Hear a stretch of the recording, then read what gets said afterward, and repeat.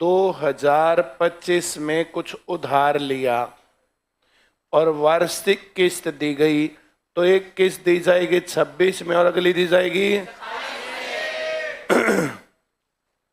मान लिया जो धन लिया गया वो x प्लस वाई था।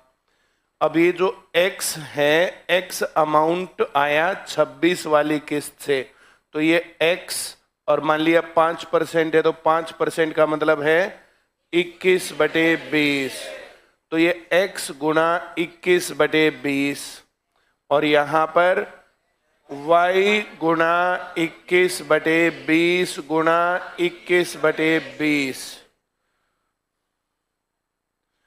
ये किस्त की राशि बराबर है जो हमने 100 ली।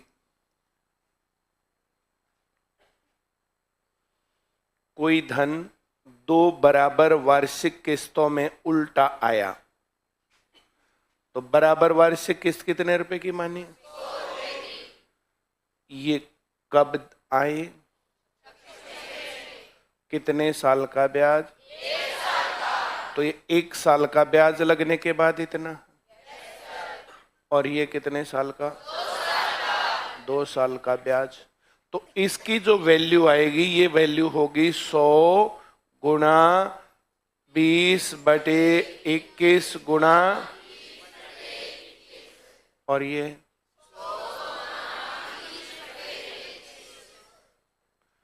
आया। अब ऐसा एक एग्जाम्पल था, देना किताब। Very good.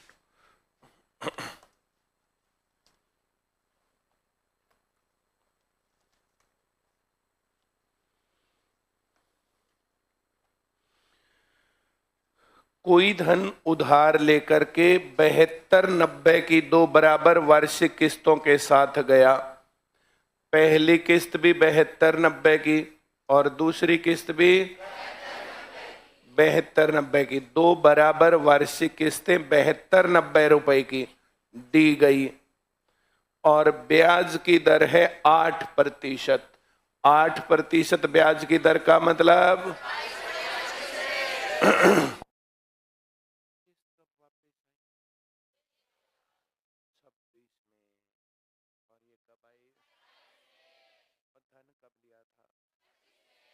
तो जो 26 में वैल्यू इतनी है, तो इसकी वैल्यू 25 में कितनी थी? 1 साल पहले लेना है, इसलिए उल्टा आता है। इसलिए यहाँ 25/27,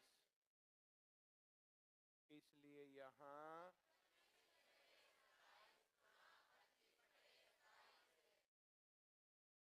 आया।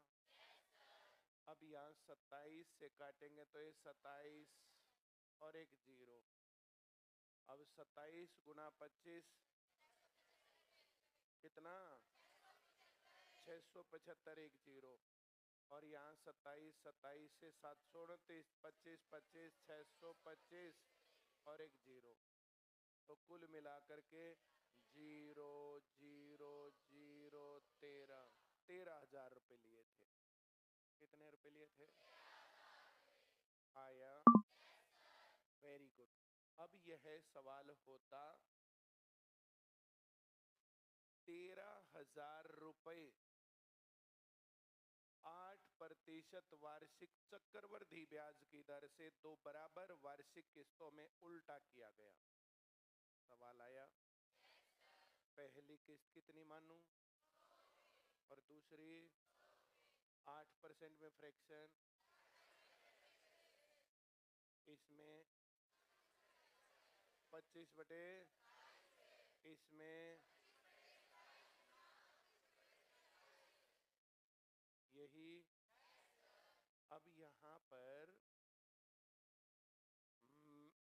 इसको और ये 100 गुणा 25/27 जमा 100 गुणा 25/27 गुणा यहाँ +1 कर सकते, नहीं +1 नहीं, मल्टीप्लाई गुणा 1। बोला 1 कहां से आया? 1 जब हमने इसमें दोनों में 100 है क्या? और दोनों में 25/27 है क्या? तो इधर वाले में क्या बचा? और इधर वाले में किसी ने तो ये पूछा हुआ था, ये कहां से आया? तो ये कहां से आया? हम 100 कॉमन ले लें, 25/27 कॉमन ले लें, फिर तो ये सारा कॉमन आ गया, लगेगा नील बटा सन्नाटा। ऐसे नील बटा सन्नाटा हो नहीं सकता। गुणा वाले केस में अगर हम ऐसे सब कुछ कॉमन लेंगे तो एक बचेगा। क्या बचेगा? नहीं तो हम इसकी गुणा किसके साथ करें कि ये आएगा? बात क्लियर हुई? वेरी गुड, बहुत बढ़िया। 4x जमा 12x है, तो ये 4x जमा 4x गुणा 3, और यहाँ गुणा 1 लेना पड़ेगा, फिर 4x कॉमन आएगा, 1 जमा 3 आएगा, तो ये 4x गुणा 4 और ये 16x। वैसे भी 12x जमा 4x कितना था? ये कॉमन में कहाँ से आया और ये कहाँ से आया पता चल गया? ये कहाँ से आया पता चल गया?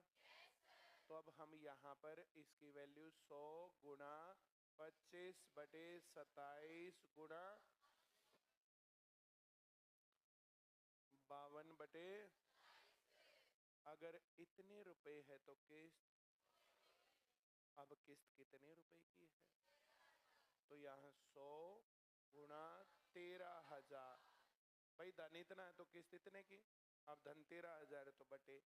अब यहाँ 100 गुणा 25 गुणा 52 और ये बटे वाला 27 गुणा 27 729 आया क्या? अब मैं यहाँ एक जीरो से ये 2 जीरो से 2 जीरो लपेट दूं, 13 से काटने पर 1000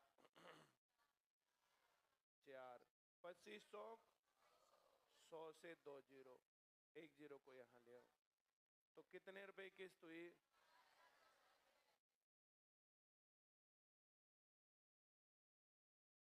ये जो किस्त 26 में 7290 की थी, इसकी वैल्यू 25 में इतनी थी। ये समझ में आया? किसी ने अब बैंक में 100 रुपए डलवाए और 5% वार्षिक ब्याज है, तो अगले साल 105 मिलेंगे। अगले साल आया? किसको नहीं आया? आगे बढ़े। Very good. किसी के पास अब 100 रुपए हैं और 5% का रेट है, तो पहले साल 100 गुणा 20/21 थे। उल्टे चलेंगे तो फ्रैक्शन उल्टा लगाएंगे और सीधे चलेंगे तो फ्रैक्शन आया सबको? Very good. यहाँ पर सवाल है कि 25-50 रुपए उधार ले लिए। कितने रुपए उधार ले लिए? कब लिए उधार? 2025 में उधार ले लिए। पहली किस्त कब देगा? और दूसरी कितने रुपए की? और कितने रुपए की? 2 बराबर वार्षिक किस्तों में 2550 उल्टे करने हैं, तो माना किस्त 100 रुपए की। और रेट ऑफ इंटरेस्ट क्या बताया गया? 4%। 4% का मतलब अब 26 में कीमत कितनी है? हमें कब चाहिए? तो गुणा 25 बटे गुणा आया सबको? यहाँ प्लस लगा दूं। अब यहाँ जब हम 100 कॉमन लेंगे और 25/26 कॉमन लेंगे, यहाँ कुछ बचेगा नहीं, तो यहाँ पर मैं गुणा करके 1 लिख दूं। गुणा करके 1 तो कहीं भी लिख सकते हैं, क्या नहीं लिख सकते? आगे बढ़ूं थोड़ा? पक्की बात है? Very good. तो यहाँ 100 गुणा 25/26 आया कॉमन।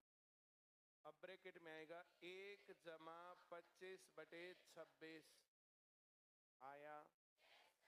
अगर धन 100 गुणा 25/26 गुणा 51/26 है तो किस्त कितने की? लेकिन धन है कितना?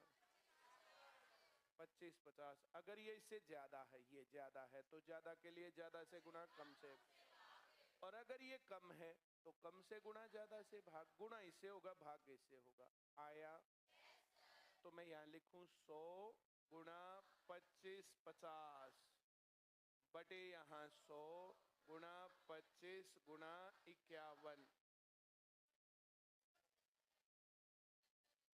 और गुणा 676। ये नीचे वाला घूम के ऊपर जाएगा। 100 से 100 हमेशा कटेगा। 25 से ये 102 और 51 से 2 और 2 से गुणा होगा। 6 दूनी 12, 14 और 1 15, 12 और 1 13, 1352 रुपए। कितने रुपए? ये बात किसको नहीं आई? बात पक्की? कोई तकलीफ है? आगे बढ़ें। Very good. अब किसको नहीं आ रहा ये उल्टा क्यों किया, सीधा क्यों किया? एक कहां से आया? बहुत ज्यादा खुशी की बात है, एक और करवा के दे। 12,750 रुपए उधार लिए। कितने रुपए? 12,750 रुपए उधार लिए। सबको आ गया? Very good. अब रेट कितना है? 4% वार्षिक। और कितनी किस्त है? 2 किस्त। अब सबसे पहले हमारे काम की बात है ब्याज। 4% का मतलब ये उधार कब लिए? पहली किस्त कितने रुपए? और अगली 27 में 100 रुपए। अब 26 में 100 रुपए वैल्यू है तो 25 में वैल्यू लिखूं क्या?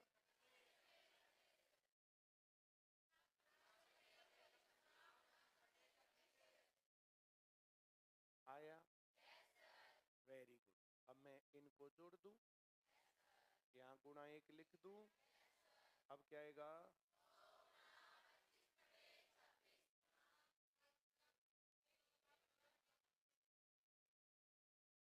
आया? अगर धन है 100 गुणा 25/26 गुणा तो किस्त और धन आया सबको। तो फिर यहाँ 100 गुणा 12,750 बटे 100 गुणा 25 गुणा 51 गुणा 600 आया? Very good. अब इससे ये कटेगा। अब ये 25 पंजे और 1 और ये 0 इससे कटेगा। अब ये आया? अब हर सवाल में ये ड्रामा होगा और आखिर में हमारे पास ये 4% में बना 26/25 2 किससे तो 26 का स्क्वायर बचेगा, या तो इस 26 के स्क्वायर का 2 गुना 3 गुना या सीधा यही या 10 गुना। आया ना? आया? बात पक्की है? Very good. अब यहाँ इसने कहा कि 25-50 रुपए। कितने रुपए? और 4% और 2 किस्त और किस्तों की राशि है 1352। दूसरी राशि है 1275। अब तीसरी राशि है 1377 और चौथी राशि है 1283। आया? तो हम लोग यहाँ पर 4% को देख के 26/25 और इसकी पावर 2 676, या तो यहाँ 676 या इसका 2 गुना या 3 गुना या 10 गुना आया। अब इसका 2 गुना ये दिख रहा है, तो ये उत्तर टिक आया। पक्की बात? बहुत बढ़िया। एक तो होता है हम लोग इज्जतदार तरीके से सिस्टमेटिक पूरा सवाल करें, जो सब्जेक्टिव तरीके से करने में आता है। जैसे आप लोग 8वीं क्लास में इस सवाल को ऐसे कर दोगे, then you will be awarded 0 marks। आया ना? मेरे ख्याल से एक बार सोनी तूने किया था ना, इसको मैथ मैंने सिखा दिया स्कूल में जाके, इसने सारे अपने सीधे शॉर्टकट टक टक उत्तर लिख दिए। नंबर के नाम पर नेल बटा सन्नाटा। मैंने जो बोला समझ में आया? Very good. तो वो सवाल होता है इज्जतदार तरीके से करना। अब हम सवाल जब इस तरीके से कर रहे हैं तो वैसे कर देंगे तो फिर मामला गड़बड़ हो जाएगा। दोनों बातें क्लियर? इसको बोलेंगे जुगाड़ लगाना। जुगाड़ क्या होता है और सही तरीका क्या होता है? जुगाड़ ये होता है कहीं कहीं लगेगा, कहीं नहीं लगेगा। आया ना? अब इसका 1.3 गुना अगर दे दे तो फिर हम वो कैसे निकालेंगे? तो उसके लिए फिर सही तरीके से सवाल करना ही पड़ेगा। एक आधा कह रहा था बोला जी इसका 2 गुना 3 गुना 4 गुना 10 गुना आ गया, तो सही है। अगर ऐसा है तो करो, और वैसे जुगाड़ से नहीं हो रहा फिर सिस्टमेटिक पूरा करो। मैंने पूरा तरीका सिखाया तुम्हें। आया? अब एक और सवाल मैं लिखूं, अगर इसमें इसने कहा 12,750 रुपए लिए और रेट है 4% और किस्त है 2, और जो ऑप्शंस दे रखे हैं वो दे रखे हैं 6630। अब अगला ऑप्शन 6760, इससे अगला ऑप्शन इसने दिया 6885 और अगला दिया 4596.8। ये तो पेपर में दे रखा है ना? हमने क्या लिखा? तो हमने इसमें लिखा 4% का मतलब 26/25 और पावर 2 तो 676 का रिश्तेदार ये है। ये चक्रवर्ती ब्याज की किस्त के सवाल की बखियां उधेड़नी। समझ में आया? या 3 इडियट फिल्म का फिर इसका चमत्कार हो गया। तुमने 3 इडियट फिल्म देखी थी? उसमें चमत्कार हुआ था, देखा था? तो ये वही चमत्कार है।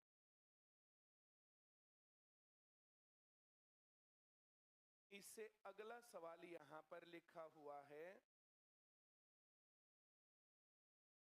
कि 33,100 रुपए लिए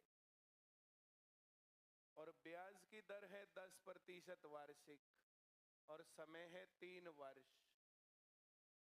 पहला ऑप्शन इसने यहां पर दिया 13,100, दूसरा ऑप्शन दिया 13,310, तीसरा ऑप्शन दिया 6930 और चौथा ऑप्शन दिया 7700। अब चाहे कोई कितनी मोटी अकल का हो, सवाल किसको सीधा नहीं आता? मैं इतनी बात जानना चाह रहा हूँ। मतलब तुम मान गए मोटी अकल के हो?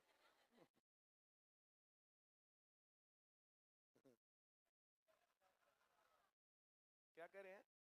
मोटी अकल क्या होती है? क्या पूछा है?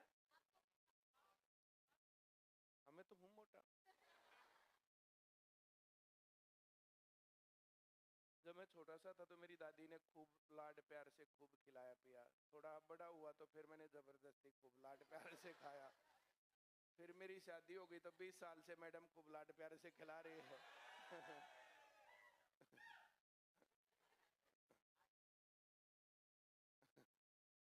पढ़ाऊं? Very good. कितने परसेंट। तुम इसलिए तो पिटते हो, इसलिए तुम्हें भगाते हैं। जिस टाइम पर चक्रवर्ती ब्याज के किस्तों के सवाल चल रहे हैं, उस टाइम पर देखो क्या रहा है इनके दिमाग में। इसमें पीटने की क्या बात है? कितने परसेंट है का मतलब आया? पावर सिर्फ इसकी पावर 3। अब देखना 1331 का रिश्तेदार।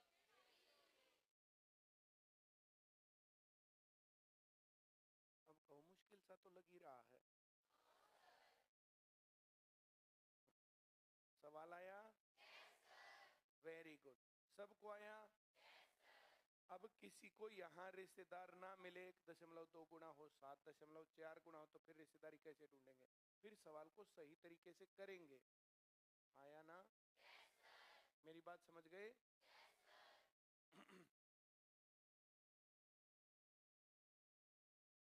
दो टाइप के सवाल होते हैं। एक वे जो चुपचाप एक नंबर पकड़ा दे, ले मैं तो तैयार बैठा हूँ, एक नंबर कोई ले जाओ। आया ना? दूसरे होते हैं थोड़े लेने पड़ते हैं, उनसे छीनने पड़ते हैं। और तीसरे वे होते हैं जो देंगे ही नहीं। तुम कुछ कर लो, नंबर नहीं देंगे। आया ना? पेपर में जाते ही सबसे पहले तो इनको पहचानना होता है, इनसे बचना है बस। इनके चक्कर में नहीं आना। पहला काम तो जो पेपर में इनसे बच गया ना, तो पास है।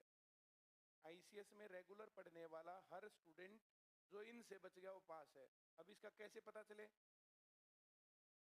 तो ये सवाल शक्ल से दिखते ही उत्तर आ रहा, 10 सेकंड के अंदर अंदर टिक हो गया, तो बहुत अच्छी बात। सबसे पहले ऐसे सवाल करने चाहिए।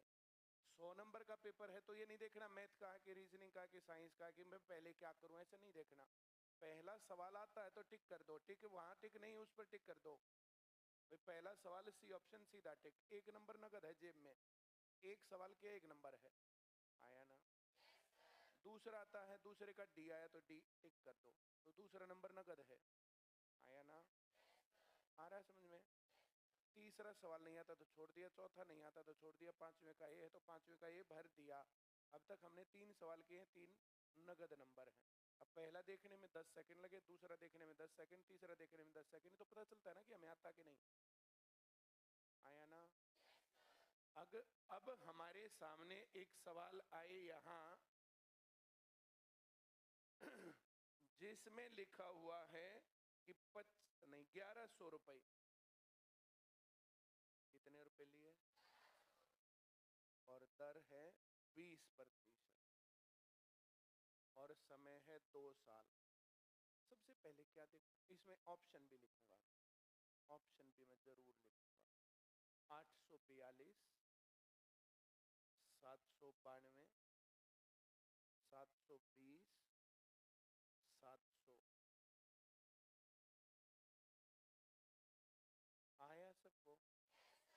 तो हम यहाँ 20% का मतलब 6/5 और 2 पावर का मतलब 36। अब 36 के पहाड़े में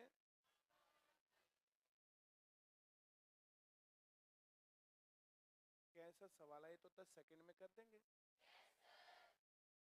बात समझ में आ रही है? कोई डाउट है? वेरी गुड, बहुत ज्यादा बढ़िया।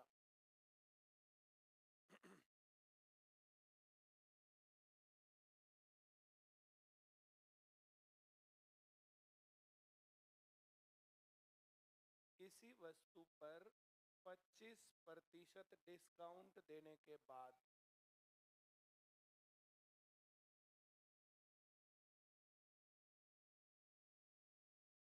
750 रुपए में बेचने पर 20% का प्रॉफिट होता। सवाल समझ में आया? मैंने कहा था जब एक सवाल में डिस्काउंट और प्रॉफिट दें तो हम जुगाड़ लगाएंगे, और जुगाड़ में क्या लिखेंगे? इसमें डिस्काउंट घटाएंगे और प्रॉफिट जोड़ेंगे। आया? ये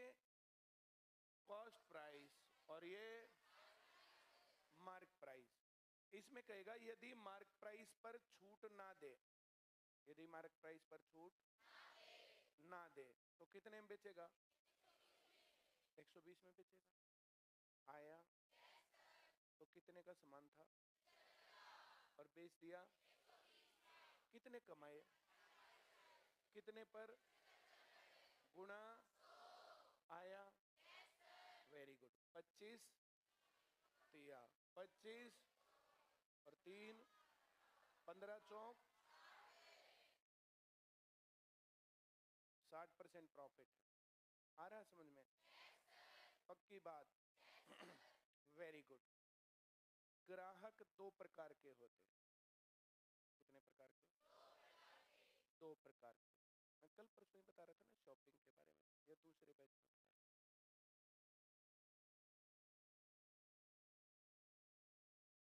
दोबारा बता। जब तक अंडरस्टैंडिंग नहीं होती तब तक चीजें आती नहीं है। फिर रटा हुआ मामला होता हो, कभी भी भूल सकते हो तुम। एक होता अंडरस्टैंडिंग का मामला और एक होता रटा हुआ मामला।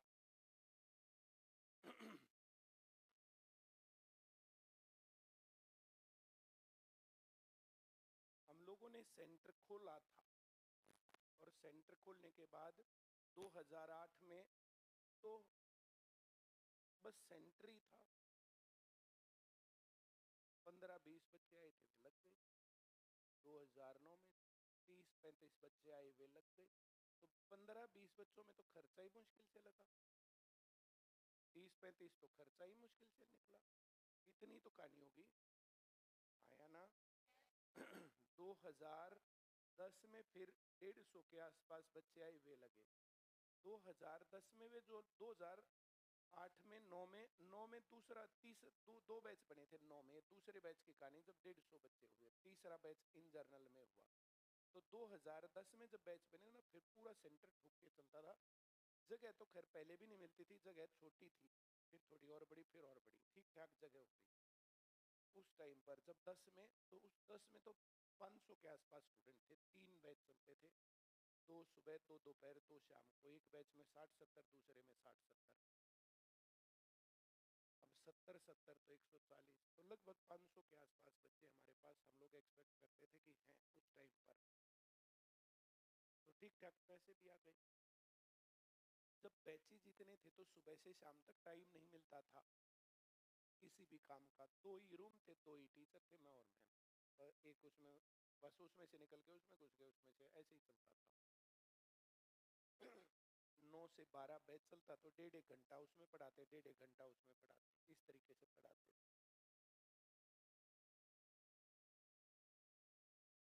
एक दिन मुझे खादी पहनने का शौक हो गया, तो मैंने खादी के कई जोड़ी कपड़े सिलवा लिए। तो मैंने उसको बोल दिया था कि जब तेरे पास नया कुछ आए ना तो मेरे को बता दिया कर, तो कॉल करते। तो उसने कॉल किया, हम वहाँ गए जाते टाइम खादी के स्टोर पर। तो मैंने एक कुर्ता लिया। बबीता मैम ने कहा कि ऐसा कुर्ता मेरा भी पहनने का मन करता था जब मैं अनमैरिड थी ना, कि ऐसा कुर्ता मैं पहनूं। अब मेरी ले ले तू भी एक। तो एक जोड़ी कपड़े मैम के ले लिए, दोनों ने वो सिलने दे दिए, सिल गए। हम लोग जर्नली ऐसा करते नहीं, पहले से प्लान करके कि चलो एक जैसे पहनते हैं, पर जर्नली कई बार ऐसा होता कि वो ट्यूनिंग हो जाती। कुछ लोग कहते हैं कि ट्यूनिंग कर ली, तो कहते रहे, उसमें क्या दिक्कत है? ट्यूनिंग कर भी ली तो क्या दिक्कत है? आया ना? तो उस दिन मैं और मैम दोनों जने वही ड्रेस पहन के आ गए। पहली क्लास मैम की थी उस कमरे में, फिर दूसरी मेरी थी। तो उसमें कुछ लड़कियां बैठी। कौन है जी? ये कोई बात नहीं, कुरा बैठी बैठी वहाँ थारे क्यों यार? कौन है जी? मैं बता तो क्या हुआ? बोले जी आपने तो मैडम अपने वर्गी बना दी। तो मका और मैडम ने मैं शक्ति कपूर वर्गी बनाऊं? बोलना जी फिर भी कोई तो तरीका होगा। हाँ क्या हुआ? बोला जी अपना कुर्ता लेने गए थे, मैडम का भी गिर लिया शमवा ले। इतनी मारी सूती मैडम, आप बका लो हो ना। हमना तो मैंने उसको ये कहा भाई कुर्ता ले ले, उसकी अपनी चॉइस थी, अपनी उसकी चॉइस थी, तो मेरा दिलवाने का हक बनता था, चलो भाई ले लो। दिलवाना भी क्या था, वो सीज अर्निंग ऑल्सो, जो पैसे थे हमारे पास तो उसका भी तो हिस्सा था उसमें, आया ना, तो मैं उसने ले लिया।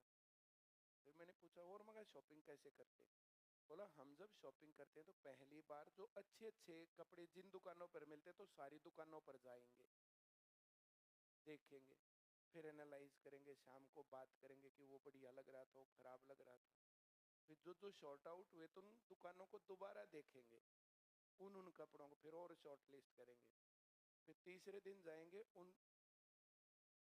प्रॉपर उस दुकान पर जाकर के तसल्ली से देख के कि हाँ ये वो, फिर अगले दिन उनमें से जो पसंद आएगा उसको खरीद के लाएंगे, फिर घर आके उसमें कमी ढूंढेंगे, फिर उसको उल्टा देकर ना फिर नया लाओगे।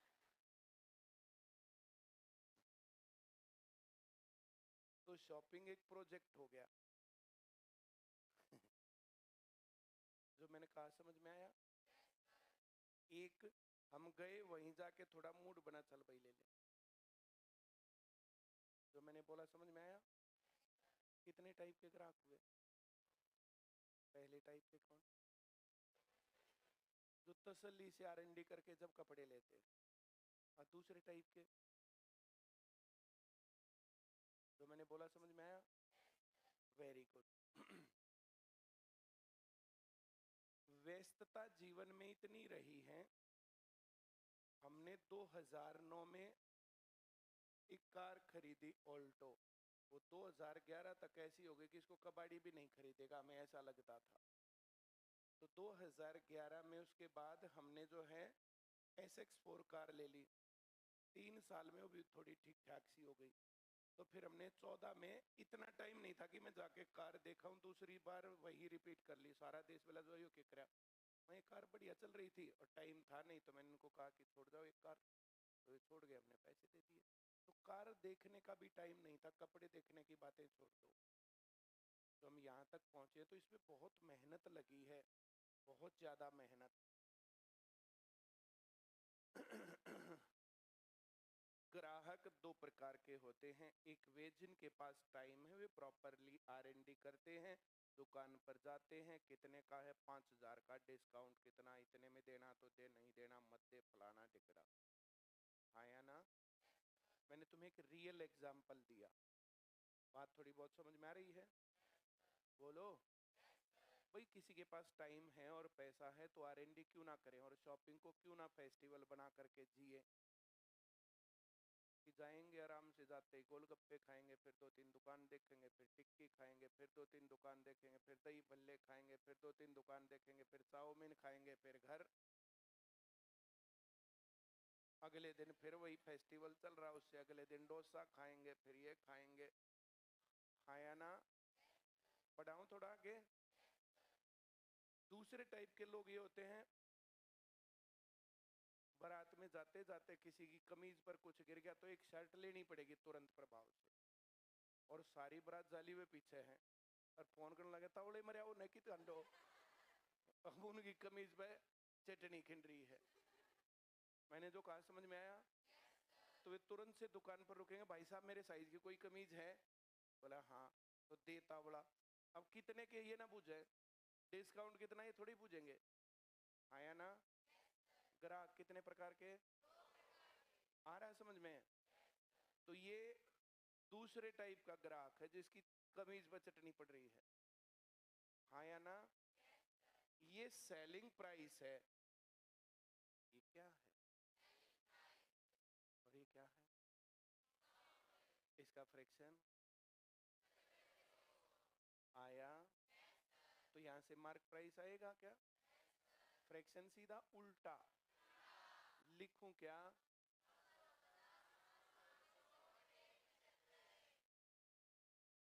कितने का सामान था? 1,000 रुपए लिखा हुआ था, आया क्या? Very good.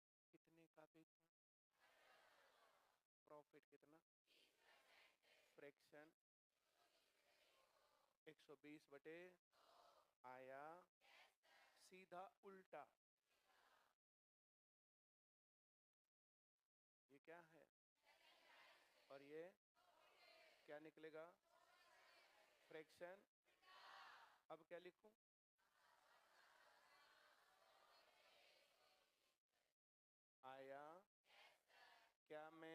जीरो से एक जीरो काट दूं? क्या मैं 3 से काट दूं 4 और 3 से काट दूं? आया? और 4 से काट दूं? आया? तो खरीदा कितने का था और बेच दिया है? अगर डिस्काउंट ना दे तो? अगर डिस्काउंट ना दे तो 1000 का बेच दिया। अगर 600 का होता तो 400 बचे, अब 375 बचेंगे। कितने बचेंगे? कितने खर्च करके? और गुणा? आया? तो इसको 25 से भाग करेंगे 4 आएगा, और 25 से भाग करेंगे तो 25 आएगा, और 25 से भाग करेंगे तो 15 आएगा। 15 चौक 60% प्रॉफिट ले गया। आया? पक्का? Very good. दुकान पर भाग के कोई गाड़ी रुके, जल्दी से ऐसे सामान उतरे, सामान वो दे, सामान देने के बाद जब हो जाएगा ना तो पड़ोसी दुकानदार, कुछ बात समझ में आई? बोला हाँ। बोला जड़ से काट दिया। नहीं समझ में आया? लाया कितने का था? कितने का सोच रहा? बिक जाए तो सही रहे, लेकिन बेच दिया कितने का? सवाल समझ में आया? अब ये सवाल तो है इज्जतदार तरीके से सवाल करना, और ये है जुगाड़ लगाना। हमने यहाँ पर क्या किया है? यहाँ पर 100 माना, डिस्काउंट घटाया 75 और 120। कुछ पल्ले पड़ा? इसको मैं 3 से भाग अगर गलती से करूं और इसको 25 से गुना करूं,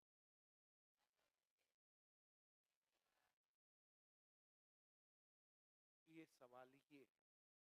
अब वो करने के लिए हमें इस 750 की जरूरत नहीं है, सेलिंग प्राइस की जरूरत नहीं। 100 का सामान था, 25 डिस्काउंट दिया, 75 कॉस्ट प्राइस। ये सिंबॉलिक है, ये जुगाड़ है। समझ में आया? इसमें 100 क्या 75 क्या, ये कहां से आया, ये क्यों आया, सारी बातों को छोड़ करके ये जुगाड़ है। बात समझ में आई? अभी मैंने किस्तों के सवाल का वो जुगाड़ ही बताया कि ये जुगाड़ है, ये लग जाए तो बहुत बढ़िया। तो ऐसे हमें जुगाड़ सीखने ही प्रैक्टिस है, बार बार प्रैक्टिस है। ये पहचान बताई थी, अगर एक ही सवाल में डिस्काउंट और प्रॉफिट आए तो हम 100 लिखेंगे। आया? किसी वस्तु को 320 रुपए में बेचने पर, नहीं, 320 रुपए में खरीदी गई कोई वस्तु अगर 25% डिस्काउंट दिया जाए और 20% प्रॉफिट लिया जाए, मैंने कुछ उल्टा कर दिया, 20% डिस्काउंट और 25% प्रॉफिट, ऐसा आया। ये डिस्काउंट, ये प्रॉफिट, 100 लिखेंगे, 80, 125, तो ये कॉस्ट प्राइस है। और ये अगर वो मार्क प्राइस पर डिस्काउंट ना दे तो ये कॉस्ट प्राइस, और ये मार्क प्राइस ही सेलिंग प्राइस होता है। फिर मार्क प्राइस ही आ रहा है समझ में? तब उस टाइम पर ये ध्यान थोड़ी रहेगा ये डिस्काउंट में लेना, सस्ता लेना, महंगा लेना, बढ़िया खराब है, बस वो एक बारात का काम चला दे वो कमीज, बस उतने में चल गया काम। मैंने जो बोला समझ में आया? पक्का? Very good. तो यहाँ 320 गुना क्या, सेलिंग प्राइस दे रखा तो वो कोई रिलेशन इसके साथ आएगा, उसके साथ पता।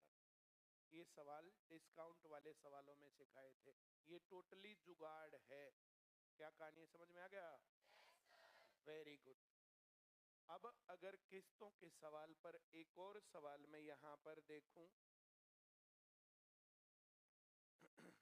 इसने कहा 25,220 रुपए उधार लेता है।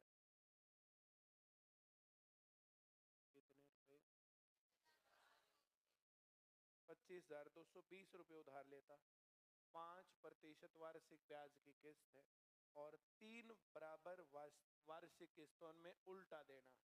तो हमारे काम की बात रेट 21/20 पावर 3 92 61। अब जो ऑप्शन में यहां लिख रखे हैं, ऑप्शन में यहां लिख रखे 82 61 8000 9000 और 92 61। तो ये सवाल कितने सेकंड का हो गया? अब ये कहो कि तो मुश्किल सा तो लग ही रहा था, और हमें कैसे पता चलेगा फ्रैक्शन उल्टा सीधा एक कहां से आया? कोई डाउट? क्लियर? Very good. अब तो दो सवाल रह गए, ये भी कर ही देता हूं। 550 रुपए दी, 20% 2 किस्त आ रहा है सबको? तो यहाँ लिखा 396, यहाँ लिखा 350, यहाँ लिखा 360 और यहाँ लिखा 400। आया 20% का मतलब पावर तो 36। 36 का रिश्तेदार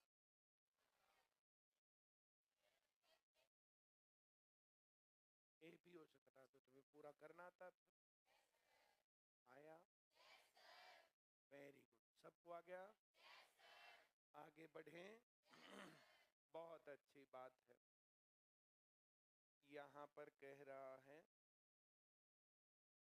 3472 रुपए उल्टे देने हैं, 12.5% की किस्त है और किस्त देनी है वापस 3।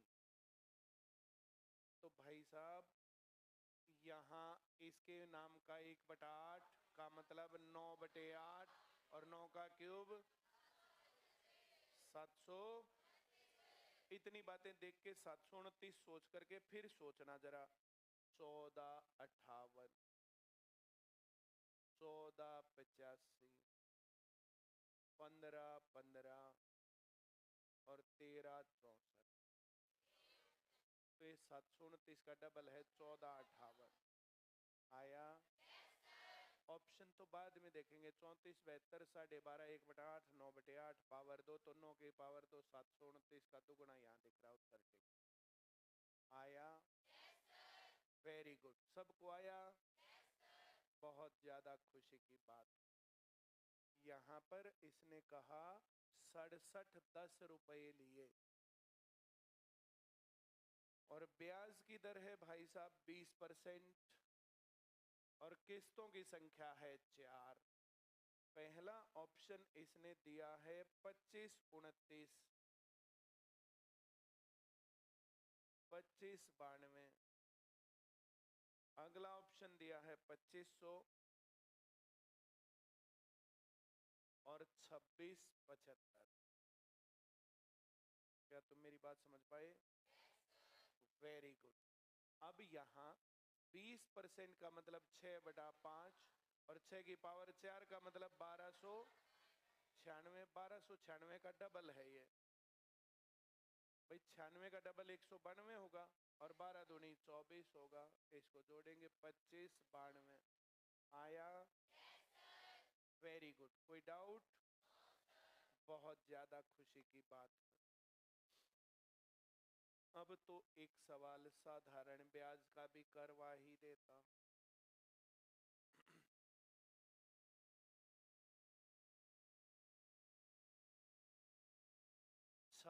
5670 रुपए 3 वर्ष बाद दिए हैं। 3 साल बाद कितने रुपए देने हैं? ये किसको नहीं आया? तो 3 साल बाद 5670 रुपए देने हैं। ये सबको आ गया क्या? 3 साल बाद कितने देने हैं? 5670। ब्याज की दर 5 और 3 किस्त हुई गई। पहली किस्त कितनी मानो, अगली और अगली साधारण ब्याज है तो 1 साल में कितने रुपए?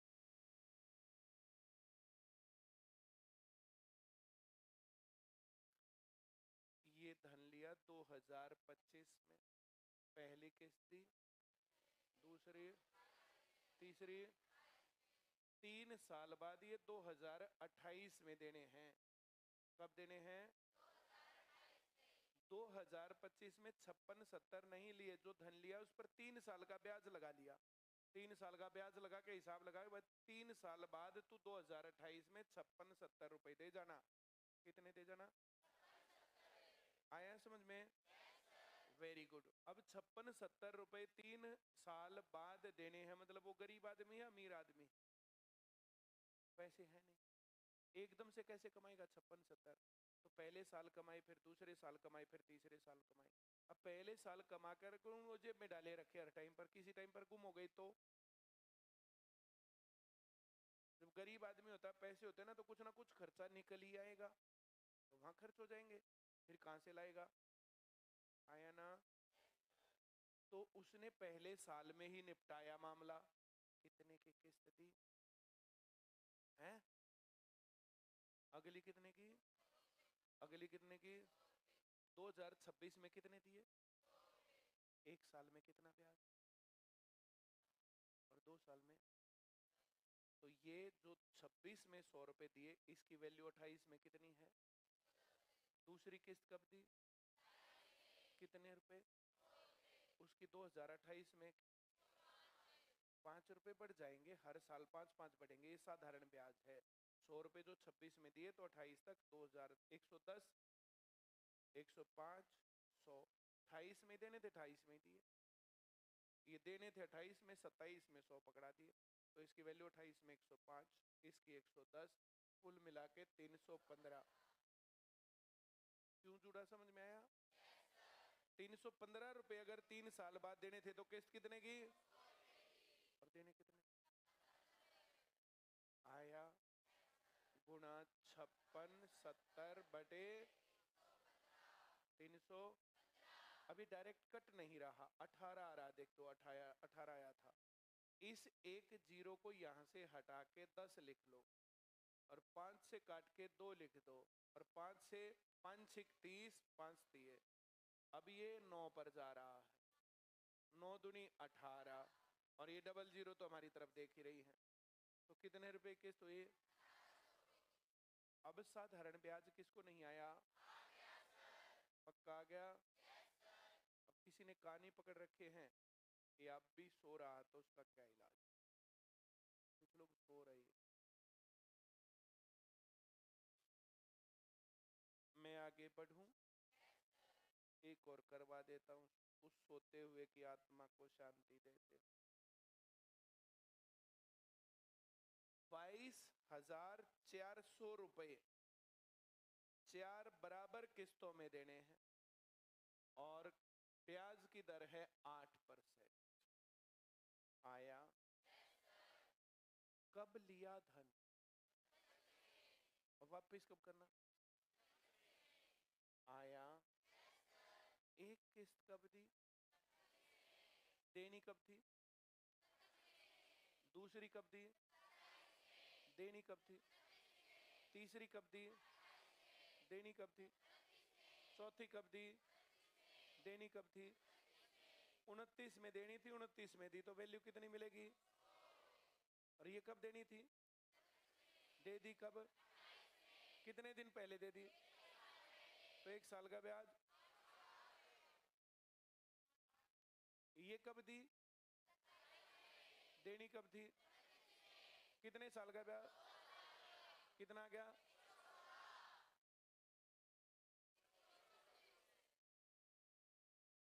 जो बहुत ज्यादा मोटी अकल के लोग हैं, वे बस रेट जोड़ना है, 8 है तो 8, 10 है तो 100, 110, 120, 105 है तो 100, 105, 110, 7% होता है 100, 107, 114, 121, 128, जितनी भी किस्त बनानी हो। आया? तो कितने रुपए हो गए? 400। अगर 448 रुपए देने हैं तो 100 की किस्त। अगर 224 देने हैं तो आधा। कितने की? इसके पीछे 2 जीरो और चिपका दी, हम भी 2 जीरो चिपका देंगे। अब किसको नहीं आया? पक्का आ गया? ये पीला तो लिखा हुआ है, इसमें हमें 100, 108, 116, 124, अब 16, 24, 40, 8, 48 और ये 400, 448 तो 100, 224 तो 50, डबल जीरो डबल जीरो। अब देखो कितनी देर का सवाल है। आया? कोई डाउट? सवाल को एक बार करोगे, 2 बार करोगे, 3 बार करोगे, 4 बार करोगे, डिफरेंस दिखेगा तुम्हें। कल की क्लास में मैंने सिखाया और आज की क्लास में मैंने सिखाया, तो ये डिफरेंस है। मैं एक क्लास में और इसको रिवाइज करूंगा तो दिखते उत्तर। टिक, बात पल्ले पड़ी? जिन लोगों को ये दिखता है कि खामखाई उन्हीं सवालों को बार बार करवाते हैं, तो कल जो सवाल करवाए और आज जो सवाल करवाई यही किस्तों के सवाल ऐसे ही लग रहे हैं जैसे कल लग रहे थे क्लास के बाद। बात क्लियर है? ऐसे 4-5 बार अपनी कॉपी में करना चाहिए पहले सवाल, और फिर उसके बाद तुम इस लायक हो जाओगे कि किताब में ही टिक कर दो। बात क्लियर हुई? 1 और 2, 3 का फैक्टर 1 और 3, 4 का फैक्टर 1, 2, 4, 5 का फैक्टर 6 के फैक्टर 7 के फैक्टर 8 के फैक्टर। हमें ये पता चलना चाहिए 8 2 के पाड़े में आता, 8 4 के पाड़े में आता, 8 1 के पाड़े में आता है। 9 के फैक्टर 10 के फैक्टर 11 के फैक्टर 12 के फैक्टर 13 के फैक्टर 14 के फैक्टर 15 के फैक्टर 16 के फैक्टर। आ रहा है समझ में? 17 के फैक्टर 18, 19 के फैक्टर 20 के फैक्टर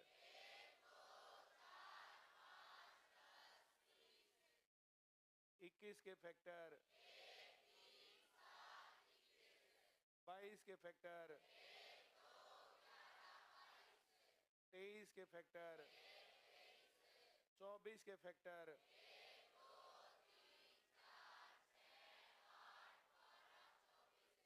25 के फैक्टर 1 5। आ रहा है समझ में? ऐसे 1 से 100 तक के ऑल पॉसिबल फैक्टर, कहां से कहां तक? उसके बाद जो फैक्टर्स के जो सवाल हैं वे फैक्टर्स के सवाल तब आएंगे। ऐसे आते हैं सबको लिखने या नहीं आते हैं? 2-2 बार 1 से 100 तक ऑल पॉसिबल फैक्टर लिख के लाने हैं।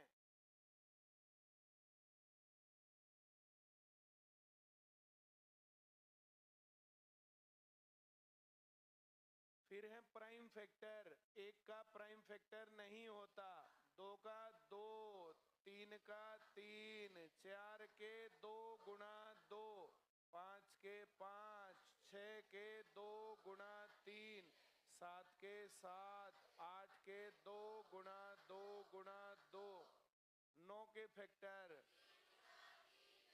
10 के फैक्टर 11 के 12 के 13 के 14 के 15 के 16 के। आ रहा है समझ में? Very good. 17 के 18, 19, 20, 21,